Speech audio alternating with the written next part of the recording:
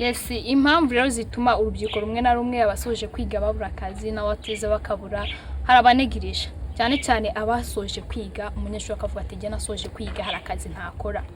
Harakazi ntakora baranegirije kandi akazi kose nta kazi mu giswahili baravuga ngo kazi ni kazi utamu wa kazi ni pesa. Ubwo rero hari abantu banegirije ngo kira nago nagikora ngo kira sinagikora ngo nasoje kwiga ibyo bakabigendera rero nibyo bituma urubyiruko rumwe na rumwe baba bashomeri nyine ibintu byo kunegirisha akazi ako inama nabagira akazi kose nta kazi ntaga ari ngombwa ngo ukore ngo ngiye gukora mu biro kuko narangije kwiga no akazi kose ubonye gapfa kuba kakwinjiriza amafaranga uragakora.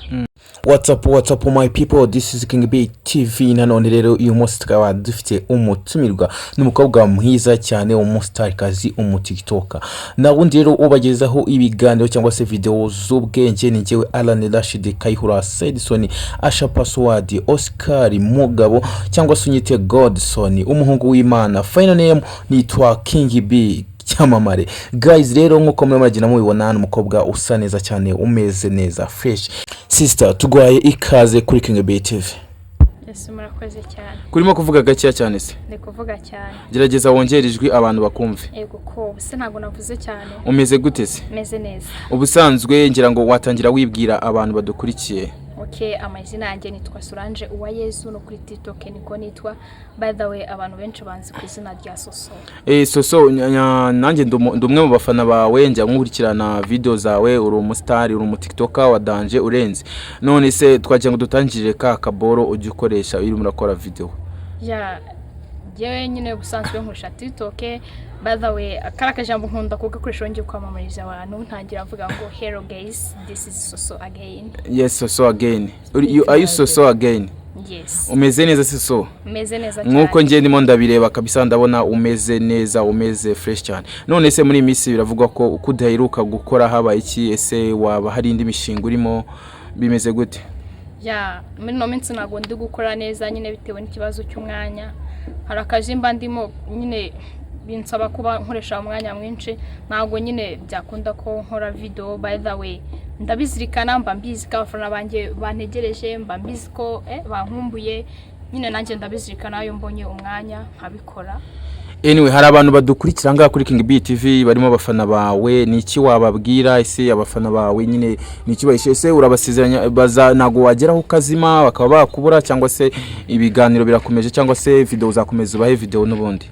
Icyo mbasezeranyije abafana banjye ntibacike intege genda hari video nzajya nzikora ndabizirikana video nyine navuga ko umwanya nuzajya uboneka nzankora video nkore video nyinshi kandi zibashimisha. Niki wabasaba bo nk'abafana bawe bano gukurikirangira ngo? Icyo nabasaba ni ugukomeza bakamfollowinga bakansharinga bakankandira kuri like no kuri comment bakajyaho bakanyandikira comment nziza apana bamwe nabonye banyandikira comment zenuka nago mbikunda. Kubiki utabikunda se ugomba kubyakira? Kubyakira ndabyakira. By the way ntago nkunda nyine abantu babwira amagambo atari meza kuri TikTok. Yego none hari abantu bashaka kubatumvisha account yawe kandi hiya wenda hari abantu batagufollowinga wababwira ukoresha ayahe mazina kuri TikTok? Kuri TikTok nkoresha Solange Uwayezu ni nayo mazina yanjye bwite. Nose ka SOSO again kaje gute? Okay, SOSO again na akantu nyine nawe urabyumva kibyamamare nkatwe nyine. None se SOSO again byatangiye gute byaje gute kugira ngo utekereze ugire igitekerezo cyo gufungura TikTok? Ndakeka uri umwe mu batiktoka bazwi mu Rwanda bafite n'abafana benshi bafite aba followers abantu bakurikirana benshi byaje gute byatangiye gute ese byagenze gute kugira ngo uzamuke kuri ra rwego niki wakoze? Njye rero njya gutangira gukoresha TikTok byatuwe na boyfriend wanjye. Najyaga ndiba muri telefone ye nkabona afitemo video nyinshi za TikTok nyine yakoreye kuri TikTok. Yes nagiye mbona nyine video nyinshi agenda akora mba attract nanjye nifuza kubikora numva ngiza amatsiko. Then musaba ko yamfasha akanyigisha uburyo bakoresha TikTok. Yaranyigishije ndabikoresha byarabanjije birangora bimwe na bimwe birancanga ako nyine naje kubimenya nkazajya nkora video kandi nkazikora buri gihe nkazikora kenshi kandi nkakora video nziza zishimisha nyine abafana hatarimo video zo gusebanya hatarimo video zo koza soni ewana ni nabyo byatumye TikTok yanjye izamuka iba nyine update cyane ntago nyine nakoraga video nziza kandi nkazikorera mu gihe. Uwo boyfriend wawe muracyari kumwe? Yes, turacyari kumwe. Bivuze ngo boyfriend wawe niwe wakwigishije gukoresha TikTok? Nawe ni umutiktoker? Yes.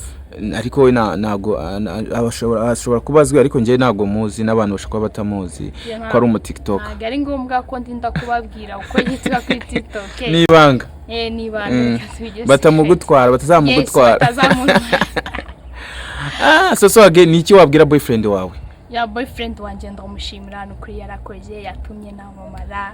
Ewana ubu aho ngeze niwe mushimira.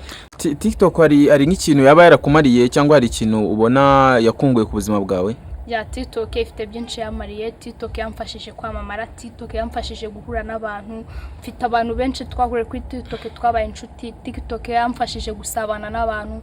TikTok yo numva mfite sad mood njya kuri TikTok ikamfasha kuzana happy mood. Ewana urumva TikTok utangiye gukoresha indimi z'amahanga sha? Ya ntabwo ndi gukoresha indimi z'amahanga. Happy mood. Sorry nyine igihe nabaga mfite mood itari nziza nakoreshaga TikTok, then ikamfasha kuba nagira mood nziza. Ariko biranemewe ko abantu badukurikirana nagara abanyarwanda gusa. Ubwo bivuze ko TikTok ifite umumaro, yakugira umumaro ukomeye cyane ku buzima bwawe. Yes. None se ni iki ari nk'abantu bakoresha TikTok mu buryo butari bwiza, wenda batukana, basebanya, bakora n'ibindi bintu bitari byiza, ni nk'ihe nama bagira nkawe nk'umutiktoker urenze cyangwa se nk'umutiktok uzwi? Ya inama nagira abantu bakoresha TikTok nabi, icyambere cyo jya umenya ko ari urubuga rukoreshwa n'abantu benshi. Ubukurikirwa n'abantu benshi kandi akenshi usanga hari n'abana nyine bajya kuri TikTok ugasanga bimwe na bimwe nto bari kubikura, ibyo bitutsi ugasanga nto bari kubikura, urumva nyine baba bari kwangiza urubyiruko. Ntago ari byiza pe, kuko nanjye yari genda nkora video nareba muri comment ngasanga abantu bambwiye amagambo mabi atari meza. By the way nje ntago njya mbitaho umwanya, ariko nyine ntago ari byiza. Inama nabagira nukuzajya bakora video nziza. Nje nkora video nziza zitarimo ibitutsi, zitarimo nyine ibintu bitameze neza, kandi ntago ibura kuzamuka, kandi igira like, ikagira na comment na share. Ewana hari akantu twatarutse nari nkubajije ariko ntago twagakomeje. None se ni iki wakoze kugira ngo ugire aba followers benshi? Ni nk'iki wakoze? Ya nabivuze nakubwiye ati jewe nakoraga video mu gihe cyiza, nkakora video nziza zitari video z'urukozasoni, zitari video z'amagambo mabi, video nyine zikeye. Ewana nyine ukora video ziri attractive zikurura nyine aba followers. None se SOSO ukurikirwa n'abantu benshi nka like nk'umustar cyangwa se nk'umuntu uri mu nzira yo kuba umustar, ni nagira ngo tugire nk'ikintu tugarukaho, kubera ko ubu ngubu twari turi muri introduction. Nagira ngo tugire ikintu tugarukaho nk'urubyiruko rw'ubu, wenda ikintu cya danger nyine ngira ngo tuvugeho.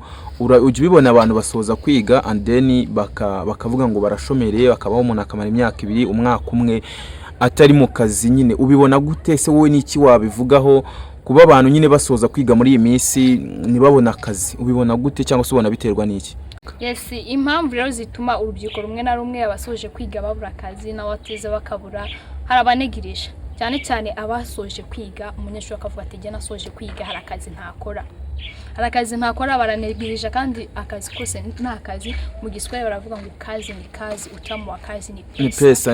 Ubwo rero hari abantu banegirije ngo kira nago nagikora, ngo kira sinagikora, ngo nasoje kwiga. Ibyo bakabigendera rero nibyo bituma urubyiruko rumwe na rumwe baba bashomeri, nyine ibintu byo kunegirisha akazi. Ako inama nabagira akazi kose nta kazi. Ntago ari ngombwa ngo ukore ngo ngiye gukora mu biro kuko narangije kwiga. No, akazi kose ubonye gapfa kuba kakwinjiriza amafaranga uragakora. Yes, niyo nama nabagira yo gukura amaboko mu mufuka bagakora. Ibyo kunegirisha bavuga ngo akazi nkakarango nago nagakora. Ariko umuntu abagomba kwiga ibyo abagomba gukora ibyo nk'umuntu wize finance, ubwo so yajya kubaka kandi yarize finance. Yarika nkubwire ufite ubwo bumenyi bwo kuba wakubaka bigakunda, ukaba wagirirwa n'amahirwe yo kuba wabona akazi bakaguha ukubaka. By the way ugomba kubikora, ntago ari ngombwa ngo nuko ngo wize finance. Akazi kose na akazi. Ubwo bivuze ko nkawe warashoje, ngira ngo washoje mwaka nabonye wa postinze ko za mufani. Ubu bivuze ko nawe akazi kose wagakora utitaye kuvuga ngo nibyo nize cyangwa se ngo bimeze gute na gute? Yes, mu buzima busanzwe giye nize indimi. Nize indimi nasoje ejo bundi uyu mwaka. Ariko nje ntago ibyo mbigenderaho akazi kose mbonye ndagakora gapfa kuba kampereza amafaranga uko kaba kameze kose ndagakora nta kintu na kimwe nitayeho. Okay, ndumva ari byiza kabisa. Ni nacyo rero nyine nacyo twari dukomojeho nyine, ariko na bitaye n'ibyo gusa rero njyewe njajinga nyine nk'urubyiruko cyane cyane, ugasanga umuntu arimo arataka ngo nakazagira ariko ukabona nagasiba mu kabari, nagasiba gusohoka. Ese wowe ibyo bintu bivugaho iki Soso, nk'umuntu ufite abantu bamukurikira cyangwa se nk'umuntu nyine w'umusitari, wowe ubibona gute cyangwa se ubivugaho iki? Rero nyine urubyiruko rwinshi urumva bajya mu ngeso mbi, ugasanga amafaranga bari gukora muri izo ngeso n'ubundi bari kuyagera mu zindi ngeso mbi, nko kujya mu biyobyabwenge, kujya muri izo nzoga, abamwe namwe bakajya no mu buraya, ariko ntago biba ari byiza. Nibakore akazi kandi katari ibyo biyobyabwenge, katari ubwo buraya, kabaha amafaranga akariko kose, bareke kunegirija, bakore amaboko mu mufuka bakore. Ese uretse ko wenda tutabigarutseho cyane, ubundi umuntu yumvishe Soso, ubundi Soso ni muntu ki muri makeya? Ya Soso ni umwana w'umukobwa utari muremure, utari na mugufi, ni mugufi nako utari muremure, utari na mugufi, uri hagati na hagati. Ntabwo ndi hagati na hagati, ndi mugufi by the way. Ukenda igikara nko kuri kubireba imbere ya kamera, ukenda umwana witonda, ndi umwana uvuka mu muryango w'abana 5, je washundu wa 2. Yandasabana na buri wese je rwose mwisanzura kandi nanye sanzuraho, kandi umuntu mufata nkundi. Yego. Yes. Okay, ni byiza cyane kabisa. Ndumva uteye neza, ufite n'imico myiza.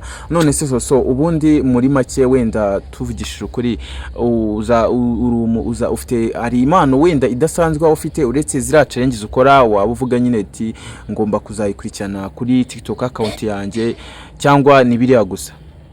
Nje mfite impano. Ugerageze uvuge cyane. Nje mfite impano yo gukina filimi. Ya ntago ari ibintu byo gukora ama challenge gusa, afite impano yo gukina filimi. Imana nibimfashamo, nshaka ko nzava ku rwego rumwe nkajya ku rundi. Nshaka kuzagira nkaho Bahavu ageze, kuko niwe roromodo wawe. Ubwo isuna bikomozaho twari kukikubaza, ariko ubaye mwakuzuze tubitubwira. Bahavu niwe roromodo wawe? Yes, Bahavu niwe roromodo wanjye, ndamukunda Bahavu, yagitinga neza ewana. Nanjye nifuza kuzajya ku rwego nk'urwe, Imana nabimfashamo nkarurenga. Ntago je gukora challenge ntawuse, gukora challenge ni ibintu bisanzwe na buri wese yakora, ntago binindira gusaba impano. Songe mfite impano yo gukina nyine filime. Wigeze wakitingaho se wenda nko muri filime runaka ukaba wakangura nk'abafana kujya kuyireba ngo bayikorere share? Yes, hari film, hari ntuze televiziyo najyaga nkoraho nyine yo kuri YouTube channel yitwa OPS TV. Yari televiziyo ni channel n'umuyoboro wa channel? Umuyoboro wa channel kuri OPS TV, bazajyeho bazambona. Yes. Nakinyeyo igihe gitoya, ntabwo nakinye igihe kinini, ariko nyine wakitinzeho. Yes. Uri umwactrice mwiza. Ariya ni umwactrice, ni umwacteur? Ni umwactrice. Bisobanuye ko ufite indi mpano nyine yo kuba wakina filime. None se kuki utabishyira mu bikorwa, haracyaburi iki? Ese ufite projet imeze gute nyine, n'icyo ufite abafana muri make? Ya ntago biba byoroshye, ntago ibintu biba byoroshye, ntago nyine biba bigoye, gusa nyine ndacyabitwara gahoro, urabizi ko parepore ndo mwendo. Nzabijyana gahoro, ariko nyine ngomba ugaba tumva igiswahili ngo gahoro nirwo rugendo. Yego. Ubwo nyine nzabijyana gahoro, impano yanjye nyizamure, gusa ntago biba byoroshye. Urumva nyine bisaba ibintu byinshi kugira ngo ube waje muri impano, nyine wumva n'ubushobozi bubari bukeya, ariko by the way ndizera neza ko Imana izabimfashamo kandi impano yanjye ikazamuka. Nka sheri wawe iyo arebye nka video ukora kuri TikTok nagajya kujajinga, cyangwa se yarebye nka comment nta kintu ajya bivugaho? Oya, nagajya njajinga, nakubwiye ko ari we yamfashije gufungura TikTok channel, TikTok account. Sorry. Yes, TikTok account ya sorry. Ubwo rero ntago yajya bijajingaho. Yes. Ntago cyagira ate? Nagajya bijajinga. Abijajinga, ariko usazwe ufite akantu kakiryo ko kwiyemera. Ntago nirya by the way, niyo miterere yanjye, sinzi nimba sinzi ko wambonye by the way, niyo miterere yanjye, ntago nirya nikumize. Ubuzima busanzwe ni gutya wimereye kabisa. Yes, no mu buzima busanzwe je nukumize. Yego. naringize ngo none kakiryo kabakobwa yahanje ntago niga pe. Ubaka kanya tuvugana rero wageze i Kigali, ese ubuzima bw'i Kigali bwo bumeze gute, bwifashe gute nyuma yo gusoza kwiga ukaba wakwirikiza mu mujyi wa Kigali nyine uvuye mu ntara? Mbere wajya gutanga nyine wajya gukora video uri mu ntara, ariko nawe aho wagereye i Kigali bisa nkaho nyine aribwo byagabanutse gukora cyane. Se sorry wavuze ko byatewe nyine biterwa no kuba ufite time nkeya, ariko se ubuzima bwa Kigali bwo ugereranyije ubuzima bwo mu mujyi n'ubwo mu cyaro ubibona gute? Sha ubuzima bwo mu mujyi rero n'ubwo mu cyaro biba bitandukanye cyane. So urareba ko nkiri mu cyaro najyaga mbona time yo gukora video kuri TikTok. Yego warakoraga cyane ndabizi. Yes, kuva rero najya mu mujyi wa Kigali ntabwo nibona umwanya wo gukora video. Nyine binsaba umwanya munini ntabwo rero nawubona. Urumva ko bitandukanye. No mu cyaro ntabwo byansabaga umwanya munini, nabonaga time yo gukora video. Yego. Ako nyine mu mujyi ni danger. Mu mujyi biba bigoye, ubuzima bwabo bari uguhiga. Ariko wenda biragenda birakunda, umeze neza kandi meze fresh. Ya urebye ukomeze uko nguko ndabishimira Imana ameze neza nta kibazo. Urebeye inyuma ndabona usa neza nta kibazo kabisa. N'imbere naho urebye. N'imbere niko bimeze nk'inyuma. Wow, it's great kabisa. Ndumva ari sawa. Guys rero uyu munsi twari twakoze urugendo rutoroshye, urugendo rurerure tujya kubashakira icyamamare kazi. Ni umukobwa witwa SOSO AGAIN wo kuri TikTok, ngira ngo muraza kumubona mujya munamubona. Guys rero twagiye ahantu kure cyane tujya kumureba, turamubashakira turamuzana, ngira ngo mugiye mwumva bimwe byishagiye ababwira, byishagiye agarukaho. Nyine muraza kutubwira muri comment niba mushaka ko tuzamugarura n'ubutaha tuzamugarure. Ari tayari? Ese uri tayari kujya wakorana wajya utanga ibiganiro kuri KINGBTV? Yes, ndi tayari. Uri tayari? Yes. Okay, ngaho ugira ijambo ubwira abafana bawe n'abadukurikiye muri rusange tunabasezera. Okay, ikintu nabwira abafana banje bakomeje ba following kandi nukuri ndabakunda pe. Abafana banje banyereka urukundo, sha umve biranshimisha rero nanjye ndabakunda cyane. Abantu bakomeje ba following bankandire ku gasaraba, bansharinge, bamecomment nziza, baydawe mbigaruke nta comment ntukanshaka pe. Bazagutuka ntago babura kugutuka kubera muri comment igihumbi ntago waburamo imbi rwose, ntago bizabura. Oya imbi ntibakazishyiremo bagiye ba comment nziza nkuko nanjye mbana bahaye video nziza. Yego. Wow, wakoze rero kubana natwe cyangwa se wakoze kwitabira ubutumire bwacu aha ngaha kuri KINGBTV. Yego namwe mwakoze. Sawa, ciao.